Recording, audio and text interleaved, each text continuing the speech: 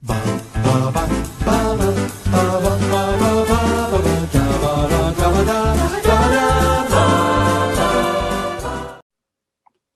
I'm Thomas Carruthers. And I'm Rhian Holmes. And today is our second of your three picks. We just did First Being a Wallflower, and now you're rounding us out with two films that have gone on to become musicals. Catch Me If You Can, which is our next episode. I feel people are surprised that there's a musical. And I feel like with your second choice, people are surprised that it's a film. So why don't you tell us what film this is? So this is Adrian Shelley's 2007 film, Waitress.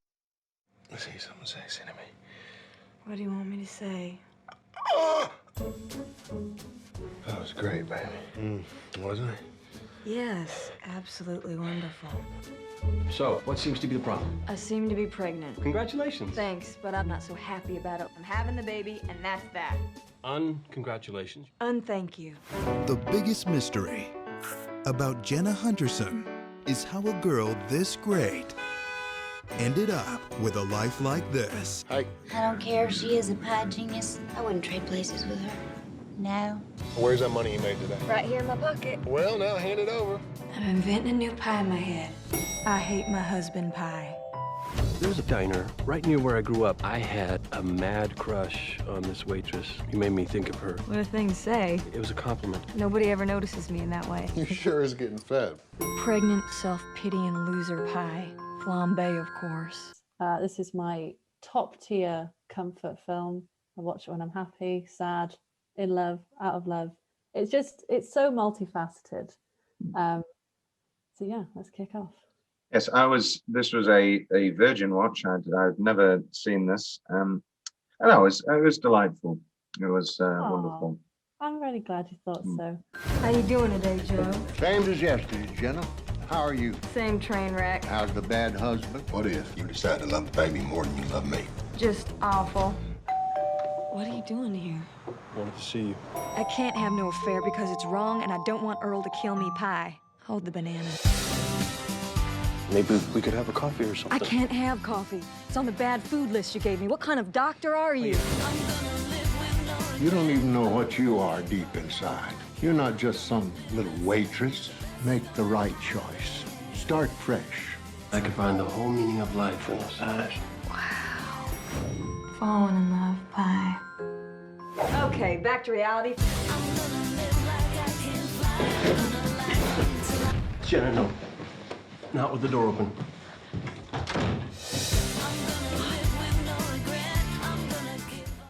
I do have changes. I do have marginal changes, but I thought all in all, pretty swell. Swell ride, flies by. Lovely time at the movie theatre. When I say that, I mean a lovely time on my iPad with my little speaker at my desk on your YouTube account because you bought it. The most furthest remove from the theatrical experience. But didn't it make you feel like you were right there? In a diner? Yeah. That little hometown feel. And they all talk like this. You are a musical person. I'm a musical person. I can't say I'm a big fan of the musical Waitress. I have listened to the soundtrack. It's none of them made it to my the only musical compilation you'll ever need playlist, which is famous amongst my circle of friends. I have one rule: every musical only gets 3 songs. Doesn't matter, because I hate it when people make playlists. That's a good rule. I think that is a good rule. My rule is just generally there's always 1 or 2 songs that you can drop from a musical, because I have my own Broadway master list. And it's usually the whole thing minus 1 or 2. See, that's what I don't like. I'm like, well, no, I just put the album. I'm very strict because also I like a lot of musicals, and so 3 I don't know what your position. But what's your relationship to Waitress the musical? Because I think that's in many ways become the legacy of the film. Yeah, so it was what I think it's what I saw first. I was going to say which was the igniter. Yeah, I was kind of late to discovering the soundtrack, and I think like you, I didn't have any big feelings about it just listening in isolation. But then something clicked, I fell in love, went on to see it another 3 times live with a different Jenna each time, which was really interesting. At the Adelphi Yes. Yeah. I actually saw Sarah Bareilles as Jenna, which was just incredible. And then I received the film as a gift on DVD, and then I would just watch it all the time. I think what made the musical so great in hindsight was it was such a faithful adaptation, and they had just so much good material to work with. Like they didn't have to stretch it too much to kind of be too glamorous and extravagant. I think it was the perfect feel for a 2-hour show. I very nearly went to go see it because I'm a gigantic 30 Rock fan. And so I very nearly went to go see Jack Brea when he was the original Augie. I did see him. He was wonderful. How was he? Yes, of course he is. He's Jack Brea. He's wonderful. Are you a 30 Rock fan? Not so much, but I did like him in Wreck-It Ralph. Yeah, he's great in Wreck-It Ralph. He's probably the worst part of Forgetting Sarah Marshall. He's funny, but he could be cut. Yeah. The great thing about the Ogies is that they don't have to be able to sing. It's almost like a nice bonus if they can sing. But Jack McBrayer, he did get up there. He gave it his best shot. Oh, well, that's good. Is he a good singer? He's all right, but I think the acting kind of carried it mostly. Yeah. But It's a real Sondheim performance. You know, Yeah. I'd rather have an actor that can sing than a singer that can act. Yeah. I'd also seen Joe Sugg shortly afterwards. Oh, how was he? He was actually really good, but he had nothing on Jack, I'm afraid.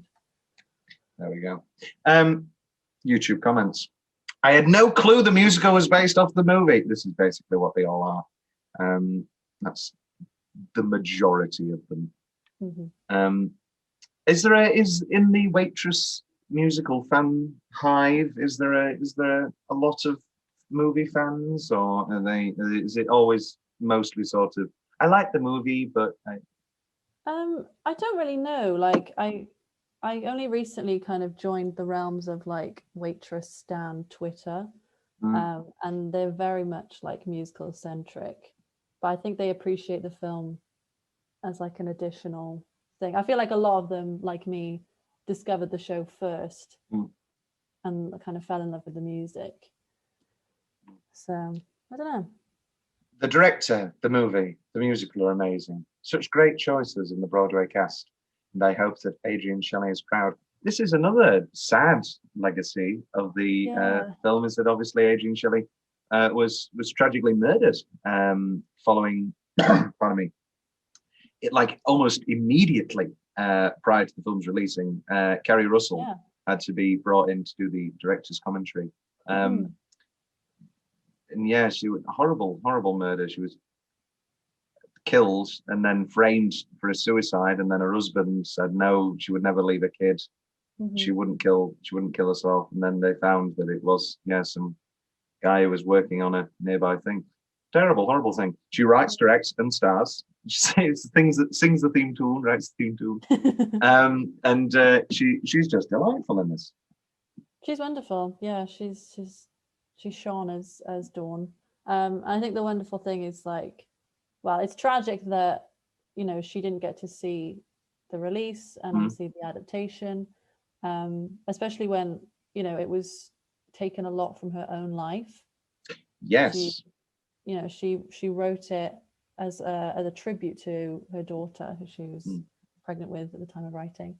But her daughter actually got to go and see the musical's conception, and she really liked it. And she's in this. The daughter is in this. She is little Lulu, which I didn't know first time watching it.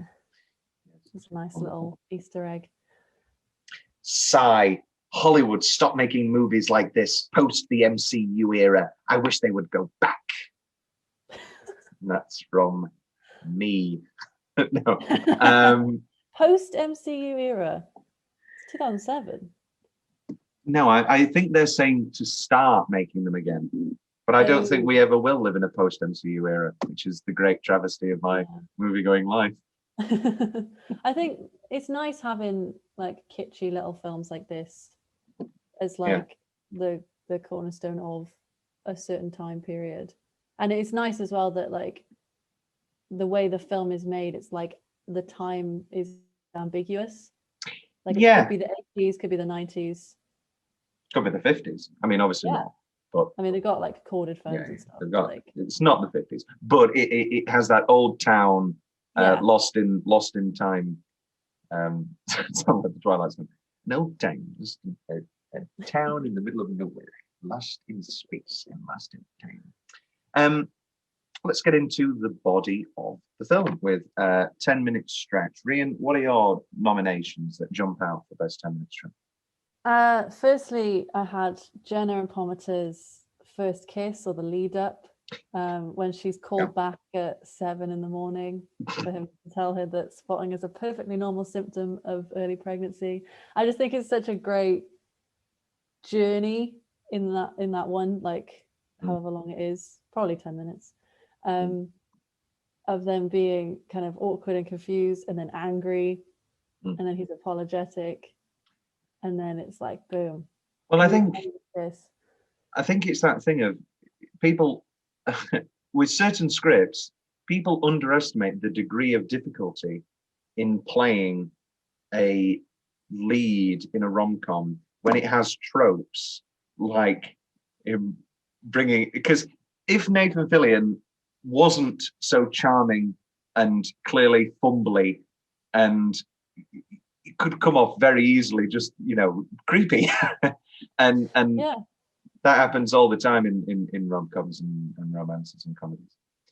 They really up that as well in the musical. He's a lot more kind of awkward, tripping over himself, but I suppose it works when it's translated in a broader form. Yeah. Whereas I think, the subtlety, I think if anything, the subtleties of this film were its best element. So I don't think in production I would like Waitress as much, because I never left this going, this needs more slapstick humor. But in translation of mediums, certainly that makes sense. Any other nominations? I think that's very solid. I have that myself. Yeah. I also had the end of the wedding when Earl comes to get her, right into Pomater like showing up at the house. And they're saying, I don't want to be saved. And then they make a pie. It's just a lovely, like, you see like just the stark contrasts with like her relationships to these two men, and how, the way Earl is quote unquote affectionate with her, but it's all for his own gain. And, he's looking at her and he's kissing her, is not at all, looking at her. Whereas, you've got the same like level of touch and like proximity in the same place with Jim, and it's like he looks at her and he sees her. I just wanted to look at you one more time. And it's brilliant. Star is Born, great movie. Love Star is Born. It genuinely baffles me how Star is Born went from in middle of the summer, that's going to be best picture, best actress, best director, best actor, and then winning nothing but original song. Well, no, it won original song, but of course it was going to be it's Shallow. Then I guess probably because like it's been done so many times, and like don't get me wrong, I loved it as like a modern retelling. I think you can do it 1,000 times over in the right way. I think my anger is more so fueled by what it lost to. I'm not angry at Lady Gaga because Olivia Colman in The Favourite was sensational and deserved the award. Leave her. No, leave her. I like it when she puts her tongue inside me. The funniest line of 2019. Probably the only line from that film that I remember. I watched it with an ex at the cinema, And I've seen all of Yorgos Lanthimos' other movies, and I knew that it was going to be weird and perverted and like dark and darkly comedic. And I was looking around and I saw all these elderly women, and I thought, these people have come for a Victorian Olivia Colman drama, and maybe they remember Rachel Weisz from Deep Blue Sea. And the Deep Blue Sea, not Deep Blue Sea with Samuel L. Jackson. Firstly, we're going to shut this. Very different films. Yes. The Deep Blue Sea is Rachel Weisz having an affair with Tom Hiddleston. Very good film. But I forget what I'm saying. Oh yeah, and I was like, oh, this is going to be great. And it was the exact opposite of watching Isle of Dogs and that bloody child with his hot dog. I have a sense memory of it. Really I can smell it. I actually watched The Favourite with my mother. Oh, how did in she? the living room. We don't talk of it. I think she kind of astral projected and pretended she wasn't there. Well, we had a movie night, and it was the entire family watching The Favourite because my mum likes the Oscar movies, or at least she feels like she needs to watch all the Oscar movies. And she said, "Oh, I still haven't watched The Favourite." I said, "Okay, let's watch The Favourite, but I'm telling you now, Dad's not going to like it. Isabel's not going to like it." And then 2 hours passed, and then it turned out when it came to picking next week's film that was my pick. It was insane. Rob. And my mum had two picks because she picked Bridget Jones's Baby. Good pick though. Of the three. Yeah, no. Yeah, wedding. I've also got Birth. I think just the knockouts, concluding 10 minutes. But 10 minutes is a bit tougher with this film. I feel like it's a film of vignettes. It's not so episodic. I found it kind of just melts together. Like a pie. Like a pie. Like a pie. Rhian, what are your weirdly specific favourite parts of this film? The really weird, those little things. Those little things, and it's full of them. This film. Shit. Joe and his obsession with horoscopes. Anything Joe does, really. I think the clumsy exposition at the beginning is like my favourite thing. Ironically, where he's like, "I am Joe. This is my diner. Joe's Pie Diner. That's me. I'm Joe." Wonderful Andy Griffith, old Hollywood, old TV stalwart. Brilliant delivery. Everything he says. I'm planning to draft the perfect suicide note that will hurt my snake husband and his new girlfriend the most. You're a horoscope person? Do you know what? I am, but not like I don't know things about horoscopes. Like I'm not clued in on astrology, but I find that you'll read something just vague enough about your life, but the things that you attribute it to proves to you what is actually playing on your mind. A bit like how a coin toss will tell you how you really feel about something. There's a great, I don't know if you know this, but I like Mad Men. And there's a great Mad Men scene, because usually when they do the fortune cookie scene, it's like, oh my God, you should be in love with Michael Douglas or something. It's like, it's exactly what is needed in the film. Yeah. And there's a great Mad Men scene where it's vague, but it works. And I feel like that's a far better approximation of how fortune cookies and horoscopes and all that sort of stuff works, is that it's usually quite vague. And unless it's in like, big. It's you telling yourself what you need to hear, really. Yeah. Although I did download the CoStar app, and that is very specific. Like just weirdly so. It tells you what to do and not do for the day. Oh. It's great. It starts controlling you. Today's message, it's okay to cry while things are going well. Oh. Right. Oh.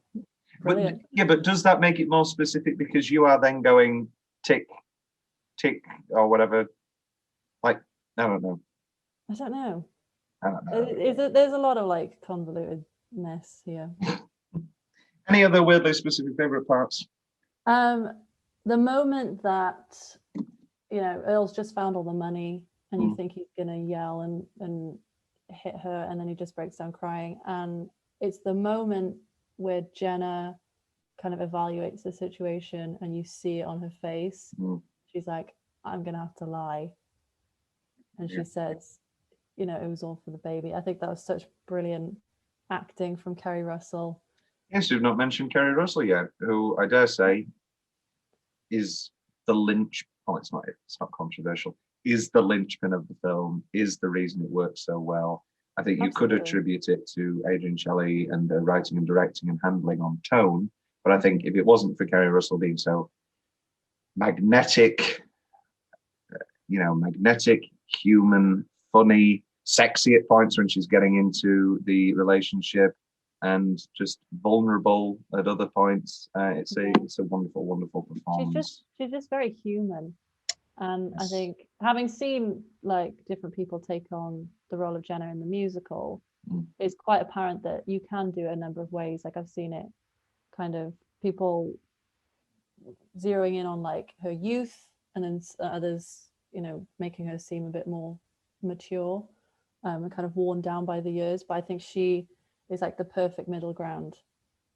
She's got an old soul because she's kind of resigned to this life that she thinks is just very, very, very reminiscent of Dorothy Boyd in Jerry Maguire, Renee Zellweger in Jerry Maguire, when she goes, I'm the oldest 22-year-old in the world.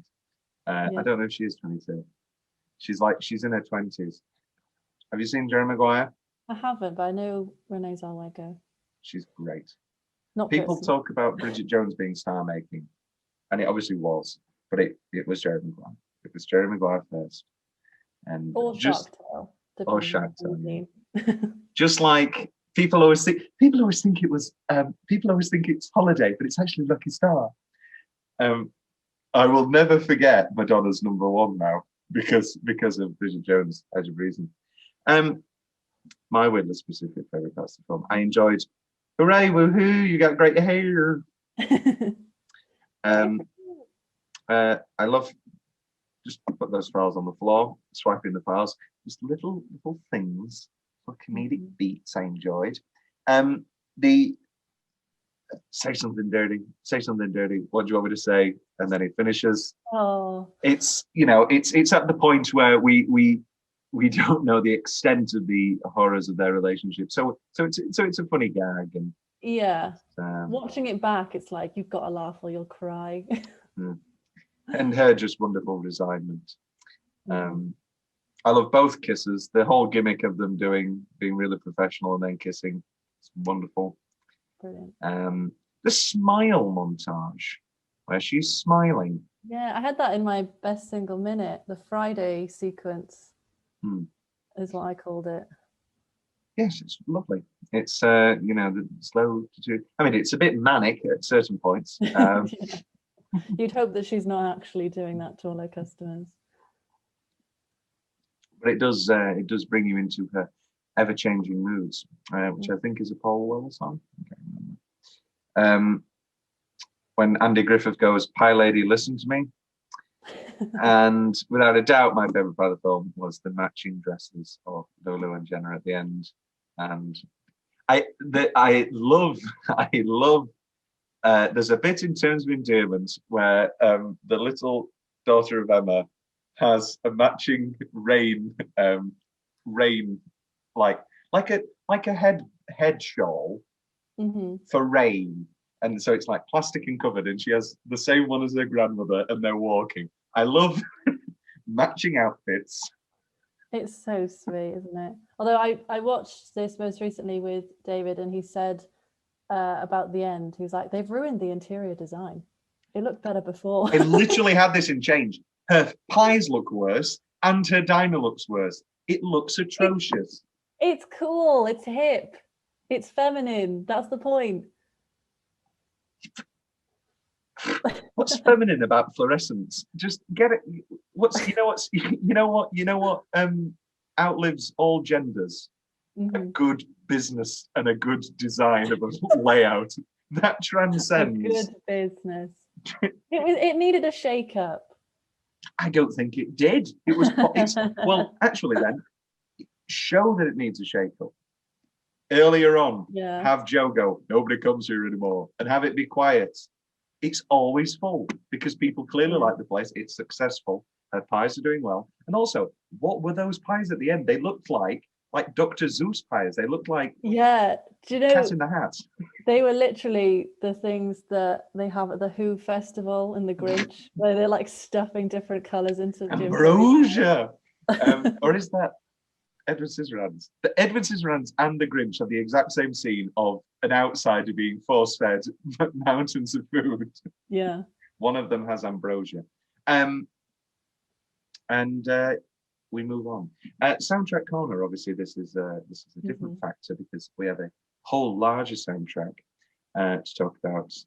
Well, no, you can talk about it. I don't really have any comments on the musical soundtrack, but the film itself has a few nice songs. I thought that a few of them were a bit kitschy. There's no standouts really. Interesting you say that. I thought shoot. For me, best use was Amen, the big orchestral swell when they have the kiss and it's like the pan around. That or Ride of the Valkyries when she's looking at the horrors of motherhood through the eyes of this poor tired woman. I actually had Rise of the Valkyries, Flight of the Valkyries, Rise of the Valkyries in my change. I thought it was a bit much. I like the whole looking at the horrors of childhood or birth or mothering, but I thought it was just a bit much. And it always came in oddly. It never came in smooth. Yeah, I suppose so. But like, I think it worked with the kind of detachment style or like the fantasy side of it, like where she's, you know, because you've got that in the way of like the visuals where she's making pies, and then you've got it with like the music as well. It'd be cool if like they were actually able to combine the two a bit better. But it's interesting because they don't actually do that in the musical. Like they've got moments where she kind of drifts off and starts inventing a pie, but it's all done through like movement with like a bit of underscoring. Like they don't really have songs dedicated to those moments, which is interesting. That was my other massive change. I hate pies. You're going to change the essence of the whole film. No, I love pie. I hate the whole, oh, beat my husband to death pie. I hate my child pie. It's like so stupid. It's just so, it's like. But that's the whole motif. Like. No, I get it. Just because it's the essence of a film, you know, the CGI cat people are the essence of cats. Doesn't mean it's a good film because of it. Oh man, I'm miserable pie, and then it's never related. It's like a few blueberries and a bit of flapjack. No, it is though. It is because if you listen to like what she's saying, it all ties in. Like there's reasons for like the different ingredients. Flambe, of course. I thought. Yeah. What's your favorite pie? Interesting, because I wasn't a big pie person before. Oh. I recently made a pecan pie, which was like I'm allergic to nuts, really? So I can't have pecan pie. I spent a semester in America in Philadelphia, and so I was there for Thanksgiving. And pumpkin pie, incredible! Pumpkin pie is marvelous, and it's not like pumpkin. You can taste pumpkin, but it's sweet and lovely. So it's not like a savory pie. No, it's sweet. Interesting. Well, maybe that'll be my next venture. Pumpkin pie is delicious. I wanted to make because for Christmas I had the actual pie book with recipes from the show. Oh, is that a thing? Yeah, they've got a few, but I really wanted to try Marshmallow Mermaid, but I'm a vegetarian, so need some kind of good alternatives. Anyone listening?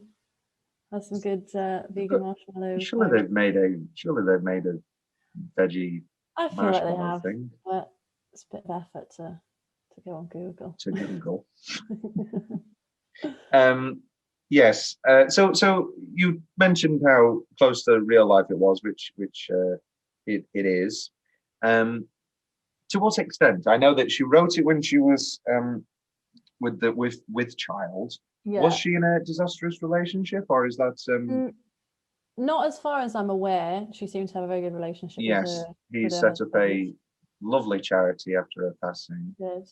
I think it was mainly just like she was capturing the feelings of, you know, being pregnant, not really feeling ready or like a mother should, and just all of the inner conflict that comes along with that, and then obviously the moment that she's born and you have this just instant love connection.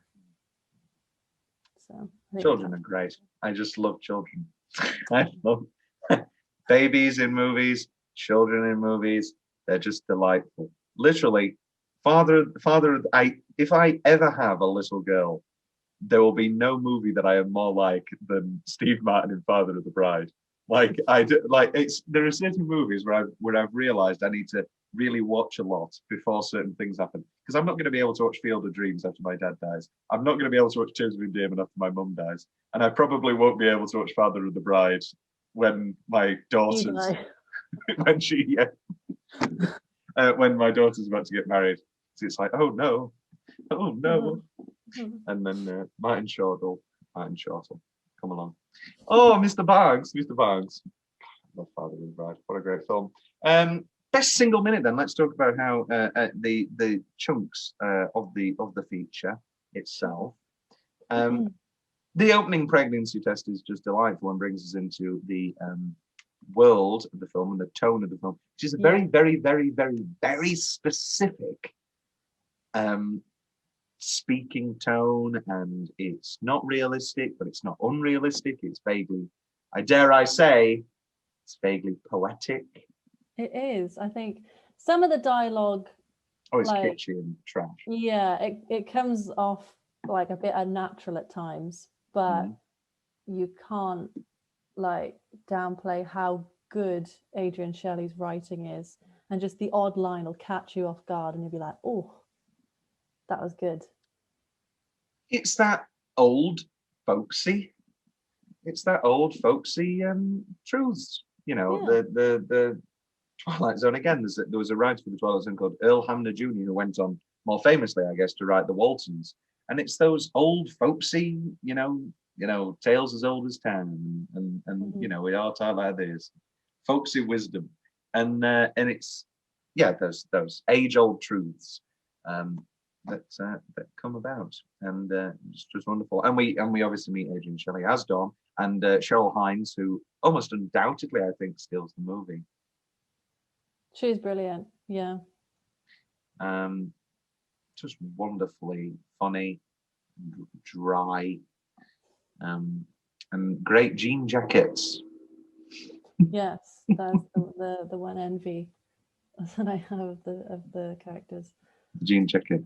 You could, I'm sure you could find a jean jacket. Yeah, I think I've left one at home. I've got a black one, but it's too darn cold. It is. Well, no, actually, it's getting warmer now. It is.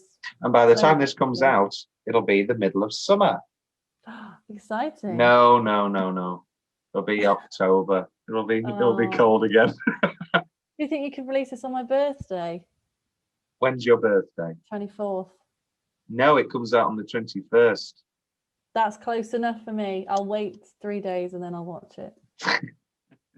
There you go. I don't watch myself back. What? Last piece. Sold out even faster than usual today. Good on us. Thanks.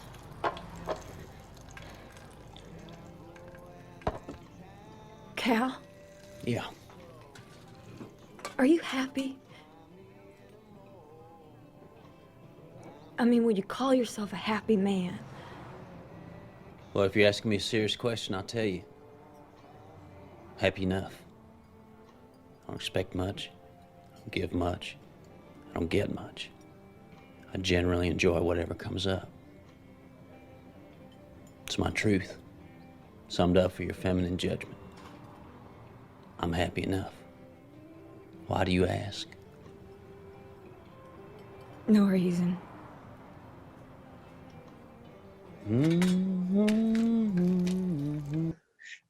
We move on.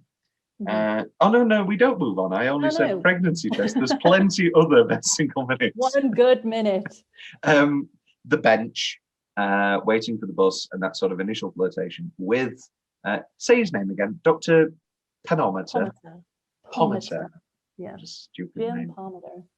I think it's so brilliant because you see, you're almost in like Sarah Bareilles' mind when you're watching this movie, because you just see the moments that are so good that you think, yes, they needed to be punctuated with a song. Like Only Takes a Taste is like pretty much that whole conversation verbatim, and it just works so well.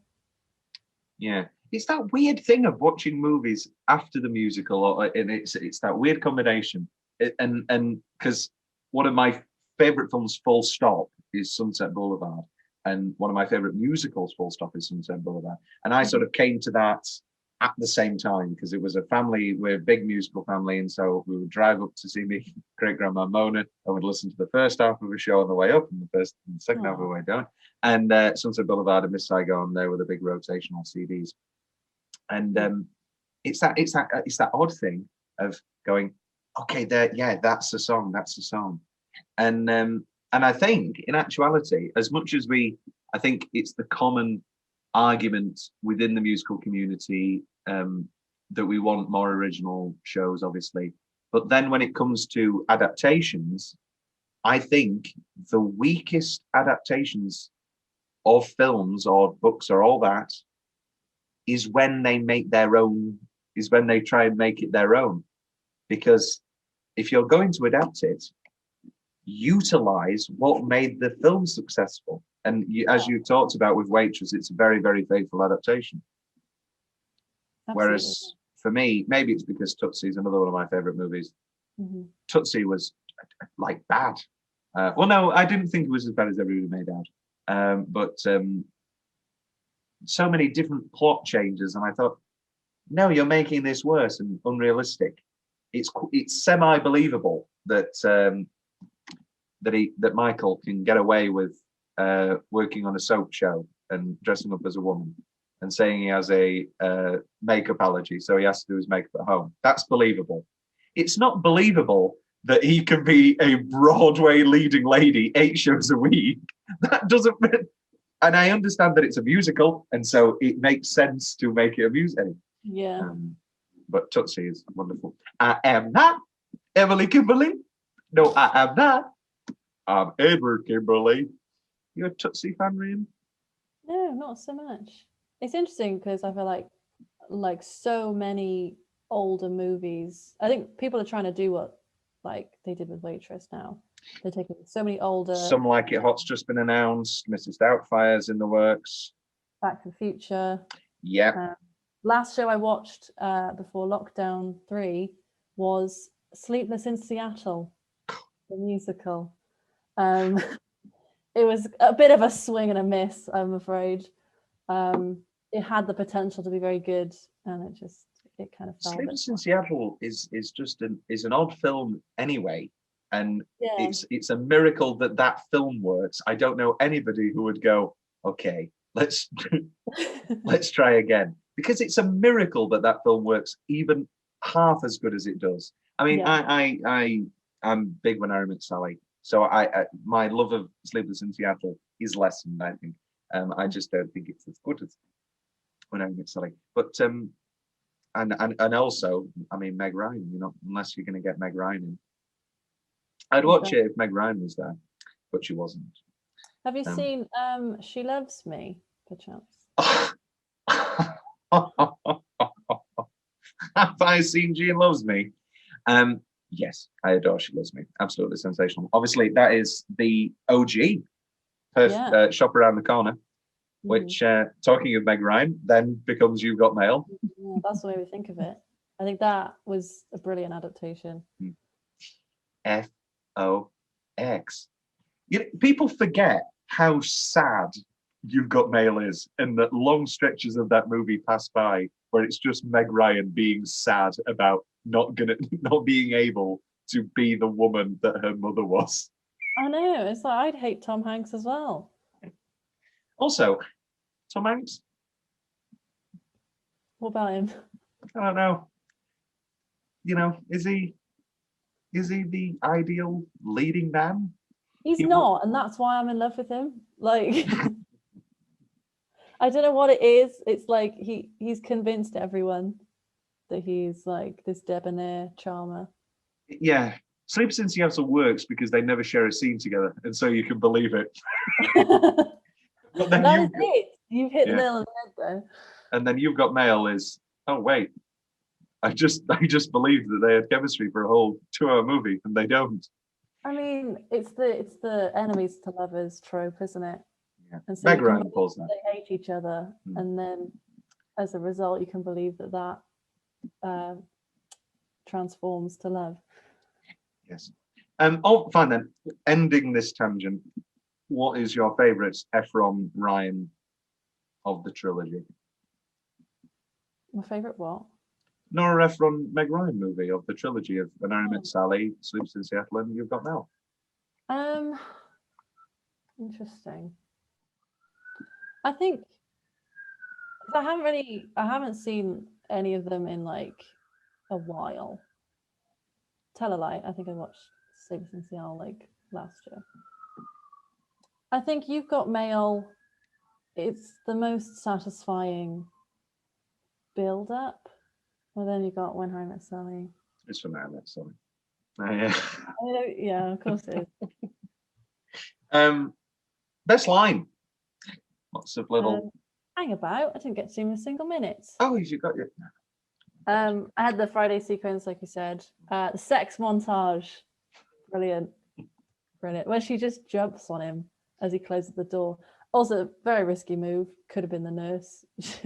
This is true. He's And almost got caught so many times before. I guess that's part of it, the risk. Yeah. Also, well, no, we'll get to this later. Okay. And the baking a pie in her kitchen with Jim. And he's just being a lemon, pretty much. But in a delightful way. He's like, what can I do? Smashes some blueberries twice. And then it's perfect consistency. Me and my sister were watching a lot of Come Down With Me's over this past lockdown. And there is the trope of the whether it's sometimes it's the man and sometimes it's the woman, but on Couples Come Down With Me, it's the rarity that a couple cooks together. It's always, I don't trust you. You stand over there. Which one are you in the relationship? Oh, I'm the chef. I mean, come on. I am the host. I am the chef. I am. It is. That's for the audience's sake, because I knew, of course. It is a great coming from behind or being taken. What? Or somebody coming behind when you're cooking or doing a menial job is a spectacular, glorious, warmthful thing. Is warmthful's not a word? Warming, yes. And when you're cooking or making coffee. Best line. I've got a few. Do you want to do back and forth? Yeah, why not? I do have pasty skin. Okay. This is a longer one. Are you happy? I'll give you a serious answer. Happy enough. I don't expect much. I don't get much. I don't give much. I generally enjoy whatever comes along. That's my answer for you. I'm happy enough. I thought you'd like that. Why? Because I'm such a malcontented, miserable, depressive. No, I just think it's very well delivered, and it's quite philosophical without being too, shoved down your throat. Yeah. That was actually a song, and it got cut for time. Have you listened to it? Is it? Yeah, it's all right. It is all right. Would you put it back in? Probably not. I think it's weird for Cal to have that much stage I'm time. happy enough. Is that how it goes? Exactly that. I could find the whole meaning of life in those sad eyes. Like that made it into the show. That is the opening lyric to You Matter to Me. And it's just, It's the age-old thing. It's how Arthur Miller got Marilyn. He said, "You're the saddest girl I've ever met," and it's maybe infantilizing a little bit. I don't know, but not infantilizing. To have someone call me sad in a sexy way. This is wonderful. I don't even think it's infantilizing. I take back my own comment. I think it's the thing of knowing somebody wholly, and and nobody ever says it's always you make me so happy. It's always you're so sexy. It's always all these other litany of things, and it's that thing of, I mean, bringing up When Harry Met Sally again. It's his speech. People look at it as cliche now because it's been done so many times worse. But when he lists all the little things, I love that you get a little crinkle of your nose when you look at me like I'm mad. I love that you get colder and it's 90 degrees out. I love that it takes you an hour to order a sandwich. I came here tonight, and it's not because I'm lonely, and it's not because it's New Year's Eve. I came here tonight because when you realize you want to spend the rest of your life with somebody, you want the rest of your life to start as soon as possible. That's just like you, Harry. You say something like that, and you make it impossible for me to hate you. And I hate you, Harry. I hate you. Gosh, Sally Albright, the perfect woman. They were in the room just then. They were. For our audio listeners. Why did I get drunk? I do stupid things when I'm drunk, like look at my husband. Very funny. Very dark humor. I can't have coffee. It's on the bad food list you gave me. What kind of doctor are you? That got maybe one of the biggest laughs in the show. It's a great line. It's in the trailer. It's clearly they knew what they had with that line. Yeah. I tell a lie, biggest laugh is always opening of Act 2, the Bad Idea reprise, and it's Jenna and Pomatum having sex, and then we pan out and we've got Becky and Cal and Dawn and Ogie. Just it like everybody's having sex. Yeah. You can be as loud as hell. What's the Avenue Q song? Basically that. And it's just the raucous like hysteria that erupts in the Is her leaving Earl a song, or is that just a line? Because I presume if it's a line, then that's rapturous applause. Yes, that one does get you. It's in the middle of a song, so she's singing. My baby, I'm happy now. I've got a baby. We just need your take on all of the songs. I am Sarah Bareilles. I'm Thomas Bareilles. I'm making a pie. Making a pie. Putting love inside of a pie. Happiness and sadness all in a pie. Making a pie tonight. I'm gonna make a pie tonight. Get her on the phone, honestly. Waitress 2, Electric Boogaloo. The first scene is tearing down the design and putting back up the original. The old one back up. We can still call it Lulu. Lulu's Diner. God's sake. So yeah, to answer your question, it's spoken in like an interlude, and everyone's like, yeah. Got any more best lines? No. I've got a few more. I was addicted to saying things and having them matter to someone. That also makes it in as dialogue with underscoring. Just beautiful. I know you don't like this one, but vanilla custard with banana. Hold the banana. It's very funny because she doesn't want a penis. It's very funny.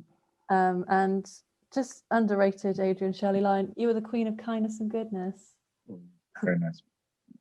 Worst line, I very much, we talked about how some of them come off as cringy. I don't like Uncongratulations, thank you. That made my skin crawl. I thought, Jesus Christ.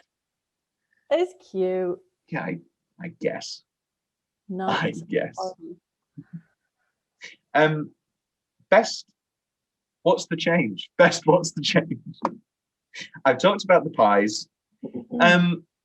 There's no way that he lets her out of that car with that lipstick smudge. I said this. He's a bad mister. He's a bad affair. You can kind of like, the first time I was like, oh yeah, he's a man, he doesn't really pay attention to that kind of thing. But then you watch it again. She looks like the Joker. That is a huge fucking like red streak on her face. Yeah. And also it, like what was the end of the kiss? Like what was it? It's usually quite an equal smudge. And like none of it came off on him. Yeah, it feels like, ill-advised. I felt like he literally would have had to go. See, that could have been another cute moment. Oh, you've got a little. Oh, you got a lot. You've got a lot. You've got a lot. You've actually got loads. Let me fix you. Yeah, I agree with that. Yeah, just to like fix some of the pacing and the dialogue in places. Because I feel like people just, they have a habit in this film of just talking out of turn. They'll say whatever they want unprovoked, like Becky with her fucking boobs. It's like, did you know that they're crooked? And then it's never meant, like, it's never asked for. But it does have a good payoff with the, oh, I got this down in Florida. This one's up in Maine. I guess my biggest problem, and I think it's not necessarily a problem, I think it's the performance. And I understand the performance, I think, because anybody can be an abusive piece of shit. They're not always stereotypical. But I think Jeremy Sisto in this is actually quite bad. As Earl. Earl. I think when he comes in and throws the chair, I thought that was, at the wedding, I thought that was like bad. That wasn't frightening. That wasn't shocking. That was like badly handled. And I'm not saying he needs to smash up a jukebox, and I'm not saying he needs to be Bill Sykes and be brooding and silent. I think it's interesting you say that, because I think from certain angles you'll see him do something and you'll be like, that guy's pathetic. Like, he's not scary at all. And then he'll switch up on you. And so it's like he is a low life, essentially. Yeah. And it's like, he's not this kind of caricature of like an evil dude. That's what really made it for me, was that he has his vulnerable moments, and he has he's just like, he's a possessive, insecure boy, man-child, and that translates well, I think, with the little things that he does. I think I agree with like the chair thing, just as well, because like I feel in the like middle of the wedding. Yeah, I don't think he would have. No, he wouldn't have. He would have waited outside. Spectacle, yeah. But then he's just like, he's just brash and like. I thought the one slap we get was very well handled, very well positioned, and very well delivered. But I thought, yeah, the chair specifically was. I think they needed something to justify Joe coming back and being like, "You damaged my diner." Also, did he? Because he just knocked over a foldable chair. He needed to do something, yeah, to like warrant him saying like, "You're a dick." Yeah, or even majorly ruin the wedding. Like starts on it like verbally or something, and I go, "You ruined that girl's wedding." But other than that, as I said, the diner and the final pies look atrocious. They look like the Cupcakeinator, like literally just a purple splodge. Yeah. Anything? I love you, and I'll make it all like an accident. Brilliant. Right, Anything. Universal Studios. Chitching. That is the one film that me and my sister know all the lines. Oh, come on. It's you may have a rival with Thomas and Isabel Carruthers. It was like Isabel's favorite film. She would watch it, and she would do the thing of finishing it, starting it again. Yeah. Taiwanese politics. No more big government. But rest in peace, Kelly Preston. It's so sad. I know. Another Jerry Maguire, another Jerry Maguire alum. Alec Baldwin. I was like, who's this guy? I really like his energy. And little did I know I would go on to adore Alec Baldwin. Yeah. My one other change. Shoot. It's to do with Dawn and Ogie's relationship, because I think in the musical they have the same origins. You know, they meet. She hates him. She wants to send him away. He's persistent. And then there's the clincher. There's the moment where they realize that they have so much in common, and it's the very like it's the cheesy thing of like, you know, the twinkle, the ding, and they're like, oh my god. And I feel like it would have been fitting with the movie to have that kind of thing as well, but instead we got Dawn saying, oh well, no one else is gonna love me, so, and like her settling, and it's like, well, does she actually love him, or is she just like too insecure? I liked that though a little bit, because I know that we love stories of everybody being happy, and we love stories of, you know, strong women being happy on their own, but also there's lots of people in life that do just settle, and they're not miserable. They do have okay happiness. So I think the film is going for a different angle. I say this not having seen the musical, but I think the film is, and Shelley is going for something a bit more realistic. I do get it, but I feel like we're kind of surrounded by like morbidity and like people settling into their drab lives. And I think, but for me anyway, it seemed like Dawn's happiness was like the trigger or the catalyst for Jenna to be like, okay, like what am I doing? Because like she's actually going out and like achieving her dreams. And she is, of course, the absolute worst example of settling. Yeah. So I guess we are officially forgetting about that nonsense that happened last month. Yes, we officially are. I want to apologize for it. I almost called you just to apologize. I mean, I was so stressed out at the time, taking on all those new patients. I hadn't been sleeping well. My judgment was not what it normally is. I want you to know that'll never happen again. From now on, our relationship will be strictly a medical and a professional one.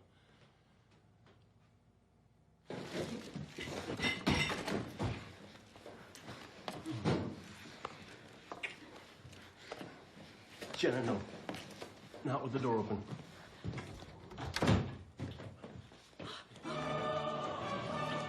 Dear baby, P.S. I'd want to be able to teach a baby such as yourself the difference between good and bad, right and wrong. But it seems I'm not fit to teach nobody nothing. Commodore, you still in there? You got a phone call? I'll be right out, Norma. Mrs. Henderson needs to be weighed. Would you take care of that? And you can get dressed. I'll see you in my office in a few minutes. And finally, Exactly. They've already explored that side of things, because she had settled for this, you know, childhood sweetheart turned psycho. such is life. What's left from Rhian's nose? I just think it's a beautiful, like the film and the musical are both beautiful tributes to Adrian Shelley, and like it's left such a lovely legacy, and like I say, very faithful adaptation, but it's got that kind of modern twist with Sarah Bareilles' sound, and it's one that people say is overrated already, having only been kind of in the public eye for like 5 or so years. But I think, like the film, it is timeless. And yes, it might be like the bad go-to for audition songs and things, but I think story-wise, it's simple, it's heartfelt, it doesn't need all the grandiose of like Your Greatest Showman and you know, other shows at the time. I wouldn't say it's overrated. I think it's exactly well rated. I Yeah. think it's, as I've said, it's not my favorite show. It's not a show that I listen to a lot. It's not a show that I would exactly go and see, I don't think, unless it was like rock bottom tickets. I would recommend it at least once if you can find some cheap seats. I mean, I will literally, I'm like a rabid dog.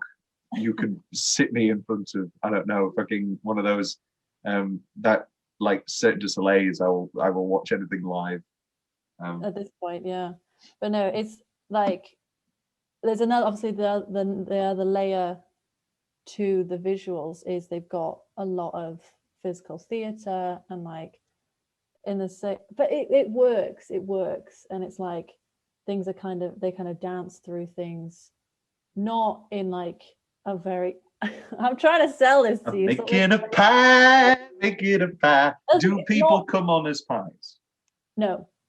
Well, there we go then, don't we? It's not a dancey show because they thought that would be too sensationalized. So it's very much like an acting through movement show. But like the songs take the most precedence and they just have this kind of fluidity of motion. And the band's on the stage. The band is on the stage and they serve them at different points in the show. Here, take a pie, everybody have a pie. It just feels like it creates that diner feel and the motion of the day and like everything's going through the routine. And it's just a great visual audio sensory experience. And it smells like pie. Oh, can you have pie? Can you, I presume Yeah, they sell pie. They serve little pies and they also pump the scent of pie into the foyer at the Adelphi. Oh my God. Yeah. They'll have been pumping that for so many months that Back to the Future, you'll come in and you'll think, oh, it's the DeLorean, it's the smoke of the DeLorean. No. Burnt pie. Marty, I smell pie. Marty. Doc, you put pie odor into a foyer, Doc? Oh, me. You made a pie. Heavy, how do you keep saying that? Yeah, great experience. Would highly recommend it. It's going on tour. Yeah, it seems like it's a tour show. What's left from Tom's notes?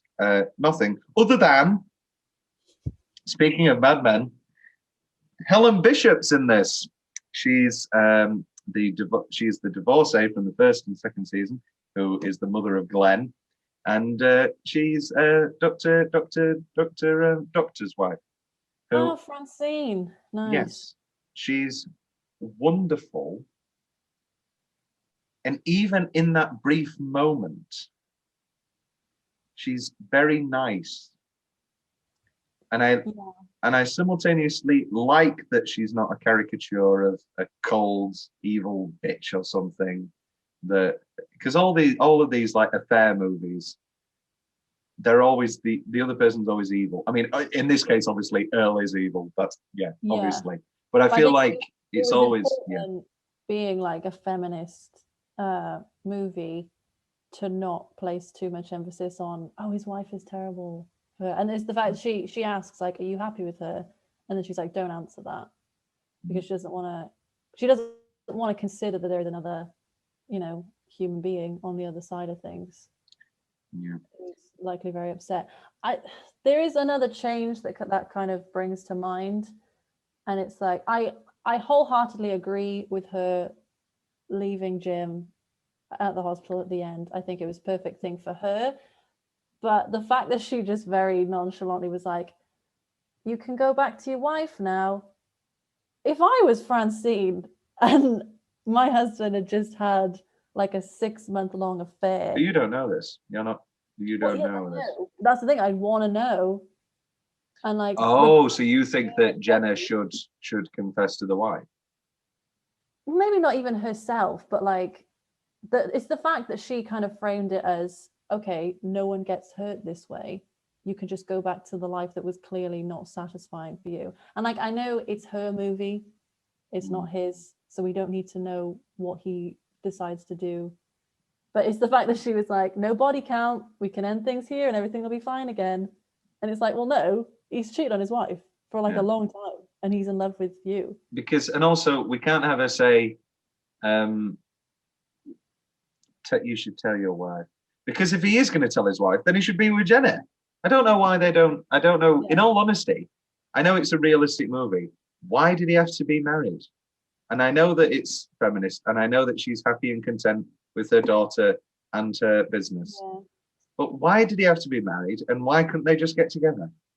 I think the important thing for this movie, anyway, not for all movies, but the important thing for this one was that she was self-sufficient and she relied on herself, and the importance of self-love and, you know, familial love, platonic love over anything else, because she'd obviously entered into this relationship, this marriage with Earl, and thought that, oh, it's normal, you know, for me to be kind of financially controlled and everything that I do is surveilled and sorted by him.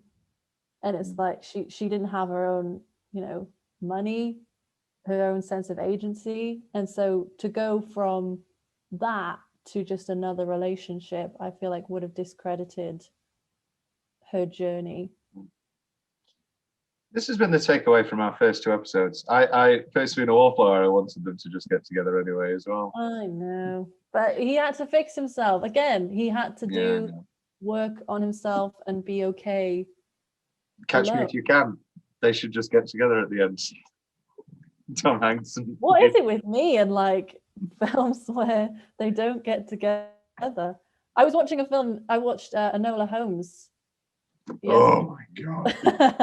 And I was like, if they force a romance out of this, I'm going to be really mad. They didn't really. They can't. I mean, they kind of alluded to it, but they don't end up together. And I was like, yeah, damn right. They spent the whole film being like, you can do whatever you want. You don't have to be consigned to a man, unless he's cute and he's a duke. Like, if you want to. Yeah, what's wrong with that? It's like all the new Star Wars movies. Yeah. You know, have some goddamn romance and emotion. It's not even. It's emotion more than anything. Like all those new Star Wars movies have nothing. I think love and emotion and romance don't have to be like analogous. Like romance has to be. I like think you can't have romance with a friend. I think romance is a specific term. Well, no, that's what I mean. They don't have to be like hand in hand. Like you can have, you know, a loving, affectionate set of characters that will rely on each other and are vulnerable with each other without it being like, you know, boyfriend and girlfriend. I think I like my romance love movies or whatever 2 ways. I like them to get together and be happy, or I like them to end in death or being left. I can have it only have it 2 ways. I can either have Woody in Annie Hall talking about how miserable he is now and how he had to write a play where they get together to deal with his depression, or I can have Harry and Sally. We had this really nice cake. I forget, what did you say in regards to La La Land? Because I know you love La La Land. Great film. Yeah. I thought the doesn't end with death though. No, but they don't get together. I think. Well, when I was a cool, ooh, look at me. I don't like ooh, look at me. I'm so miserable and alone. When I was that as a kid, which has swung exactly. This is the misery of my life, that I've only have 2 states: madly in love or miserable. And I was always like, well, all of my favorite romance movies, they don't get together. Annie Hall, 500 Days of Summer, The Apart, and then my logic immediately fell through, and I was like, and the only other movies I like, Annie Hall, When Harry Met Sally in the Apartment, they do get together, but the whole point of the movies is that it won't work. I was like, oh Jesus Christ, because they're not. That's not true. Oh, well, this is the thing, isn't it? Every movie changes whether you're happy in a relationship or not. Like, yeah. I mean, I can't even imagine watching No, I've actually in the past. Oh, what's it been now? 2 years. Jesus Christ. I've actually watched now all of the movies that I thought would be bad, and they weren't too bad. That's good. I actually got broken up with at the end of La La Land. So it immediately changed my relationship to the film. I had a not a boyfriend girlfriend. It was only a month and a half or so. But yeah, La La Land was. I realized I was watching La La Land, and I was like, oh, the penny dropped.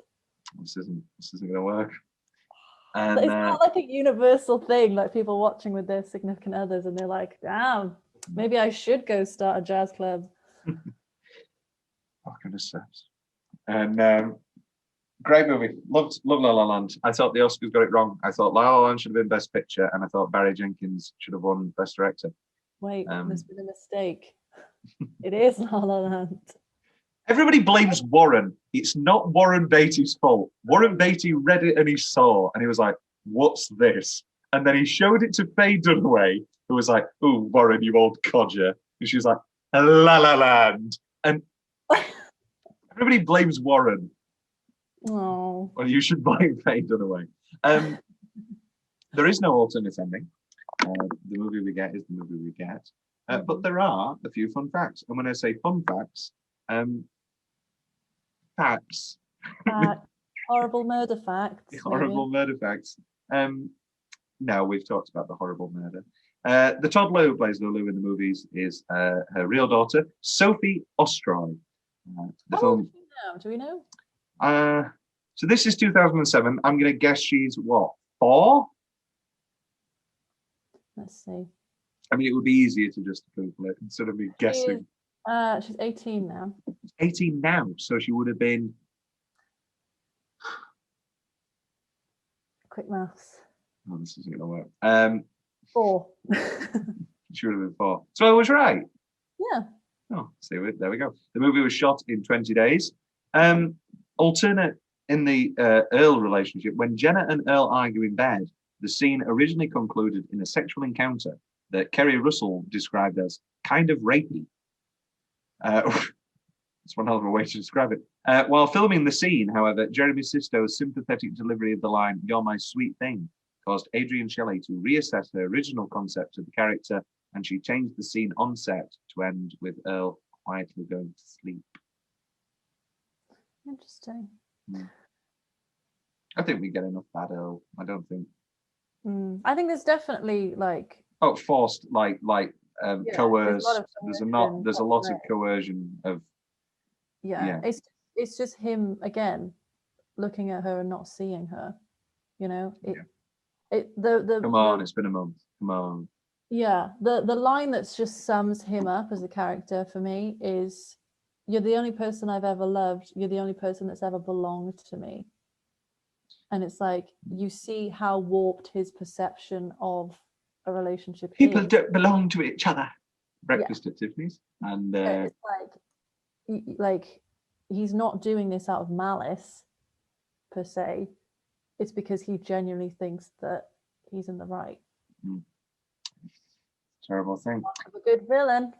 Yeah. Old Joe's check was apparently for $270,450. Although the cursive total is partially covered by a thumb and the digits off screen. If you zoom and freeze frame, you can see the first part of the cursive writing when she first starts opening the check. The amount was obscured on purpose through these methods and quick editing. According to the DVD commentary, in order to help avoid making the film scene dated in any way, the prop department, however, never did get the check quite right. Joe's address on the check is seen as, what a boring end of a fact. So there we go. We don't exactly know how much money, but do you want to know something that's going to make you go, ugh? So in the musical, they also don't specify, but when she's reading the card, he walks back on as like a spectral figure, and he's like, "Start fresh," tips his little hat, and they have a little chime, and then he goes off.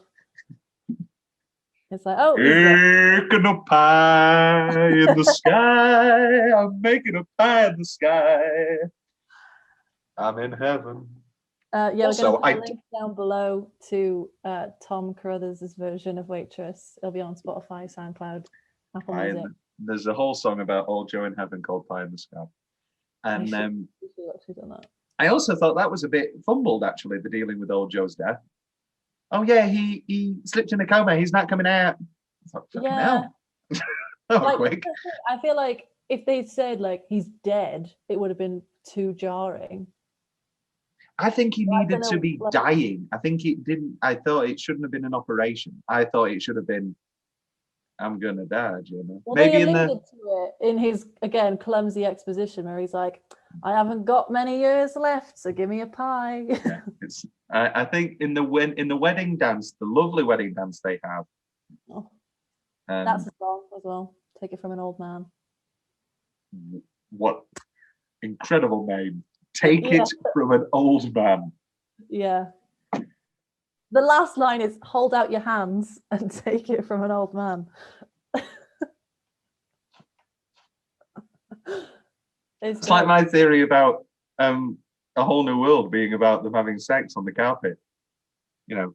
It absolutely is. Hold your breath, it gets better. I mean, that is literally. There's actually a parody of that song called Take Off Your Clothes. Oh. Yeah. My, very similar themes. Oh, my TV's gone off. Tagline rundown: the year's most delicious romantic comedy. Fine, but if only if life were as easy as pie. That's good. I'll allow that. That is brilliant. That is, but it's not as good as making a pie. Making a pie. It should have been called "Take It from an Old Man." This is the film's best. Do you have any of the musical taglines there? No, I don't. Are there? I presume so. Wait, let me have a look at posters. It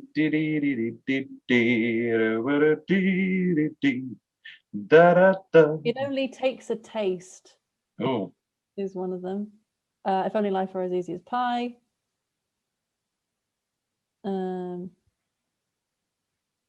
Starring Sarah Bareilles. Okay, that's. Oh, this is a good one. She's done taking orders. But she's not. Her goal in life is to take orders until she dies. But it's a double meaning. Of course. Yeah, I got it.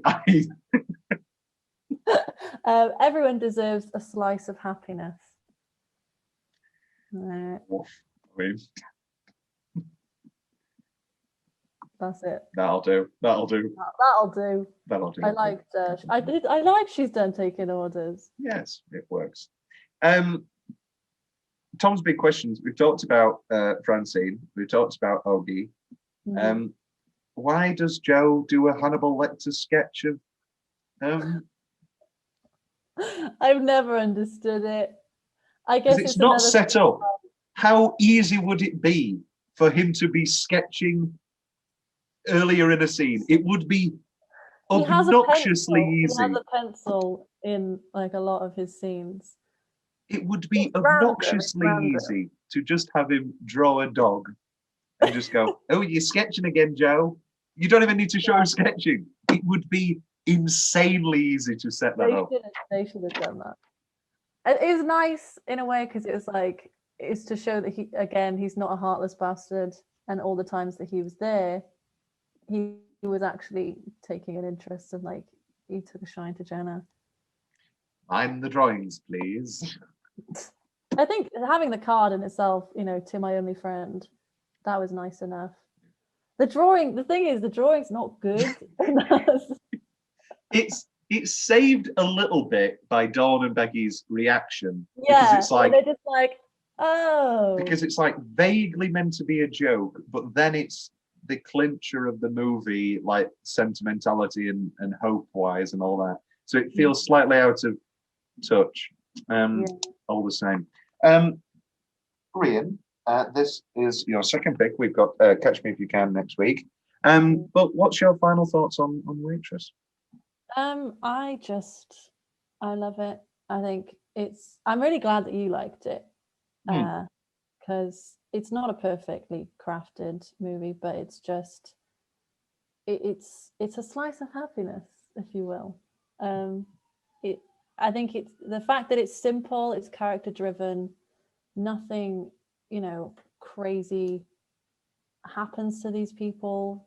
It's just a very good reflection of the human condition. Somebody's killing people in town, and they're like, it's Joe. He's on a they murder. call it the pie killer. Only one waitress. Oh my God, this is a pumpkin ale, and then they have to bring her in. And obviously, it would be very good because he's Castle, isn't he, Nathan Fillion? Do we all remember Castle? He's the only one that I knew prior to watching this. Yeah, and Kerry Russell has gone on to be in The Americans, which I don't watch. Do you watch The Americans? No. Very popular, I think apparently. the fact that it wasn't like a star-studded lineup either. Yeah. Just drove it home for me. It was very, very human. It's a lovely, lovely, lovely film. If you were going to make up a song, it's tough because you know all of the songs. I do. I prefer your renditions, to be honest. There we go. Let's all sing together. Making a pie. Making a pie. Gotta make a pie. Making a pie to get away. Dabba dabba dabba da da ba ba ba ba ba ba ba ba ba ba ba ba ba